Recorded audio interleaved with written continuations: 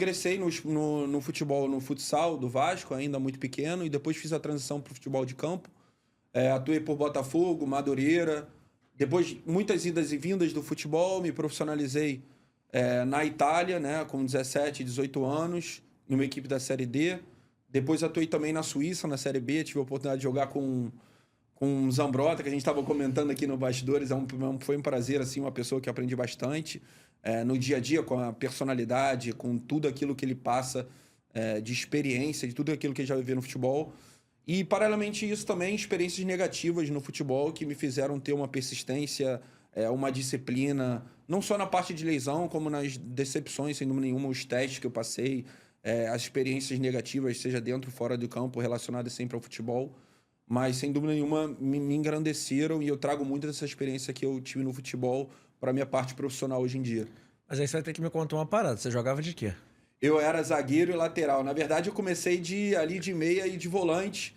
Cresci um pouquinho antes do que as outras pessoas na época, fui ficando grande.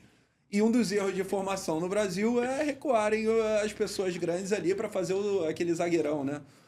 Mas aí eu vim para a posição de zagueiro e também atuava em lateral direito, mas sempre um lateral direito com uma mentalidade mais defensiva, principalmente da escola italiana, né? Eles trazem essa escola italiana uma cultura de tercino, que eles chamam de posicionamento, é um lateral mais defensivo que libera cada vez mais os pontas, né? As pessoas que atuam nas extremidades para poderem atuar. Confesso, eu não reparei que você era alto assim pra ser zagueiro. Normalmente a gente pensa zagueiro, o cara tem quase 2 metros. Eu achei.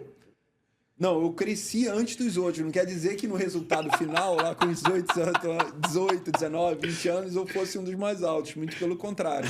Eu tenho 1,82, mas, sem dúvida nenhuma, você está corretíssimo. Não sou um dos maiores, assim, para estar atuando na zaga. Porque eu falei, mais ou menos, que a gente normalmente se compara. Eu falei assim, pô, ele tem mais ou menos a minha altura. Eu não me imagino jogando zagueiro, apesar de. Faltou muita coisa pra virar jogador, principalmente talento. Mas eu falei assim, pô, eu era mais lento. Mas beleza, mesmo assim, eu nunca me imaginei jogando zagueiro. Antes são os caras mais altos. Mas eu falei assim, vai que. Mas de toda forma, você foi abrindo várias portas aí. Primeiro, vamos falar um pouquinho de processo de formação, que eu acho que você tem conhecimento, pelo menos pessoal, pra falar disso, porque você jogou bola. O quanto o futsal foi importante pro seu processo de formação? Você acha que te ajudou, te atrapalhou? E daqui a pouco a gente fala um pouquinho da sua tour pela Europa, né? Porque foram vários países, vários locais. E foi um futebol de verdade, não dá pra falar que não. Sem dúvida. Eu acho que, começando pela essa parte do futebol de verdade, eu acho que muitas pessoas de fora do futebol pensam que a vida do atleta é aquele atleta que chega na seleção brasileira que atua por grandes clubes na Europa, né?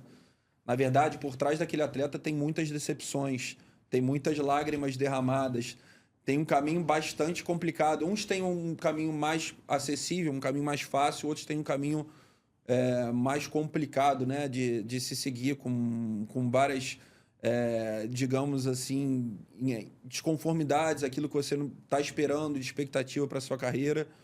Mas sobre o processo de formação aqui no Brasil, eu acredito que o Brasil é um pouco diferente. Eu estava debatendo com uma amiga minha outro dia. O futebol no Brasil ele tem um aspecto diferente de outros principais países, principais centros na Europa, que no Brasil os parentes, famílias, amigos projetam, às vezes numa criança e numa adolescente, uma oportunidade de ascensão de classe e de mudança de rumo da vida. Então, toda esse depósito de confiança, essa responsabilidade exacerbada no início, atrapalha um pouco o processo de formação, porque o futebol é o desenvolvimento, você tem que estar jogando. O importante no futebol é você jogar e não depositar uma responsabilidade mais do que aquele menor aguenta suportar, né? Principalmente no início de formação. Evidentemente, todos os pais acham, né, que o futebol, o filho é o melhor que existe, que tem que atuar de qualquer forma, mas a questão, eu estava vendo, inclusive, com o Guardiola outro dia, um vídeo do Guardiola, ele fala, se o seu filho não está jogando no clube, leve até um clube onde ele esteja jogando, não importa a divisão, o importante é ele se desenvolver e crescer, seja como pessoa ou dentro do próprio esporte. Isso às vezes eu acho que falta um pouco no Brasil, né? A busca pelo desenvolvimento do atleta em si, não aquilo que ele pode ter lá na frente ou obter. E como é que funciona? Pelo menos no seu caso específico, você falou que, pô, seu pai praticava esportes, era faixa preta, enfim. Sua irmã praticou esportes, tudo no alto rendimento. Tá? Eu tô usando no passado, porque não sei se hoje eles ainda estão no alto rendimento.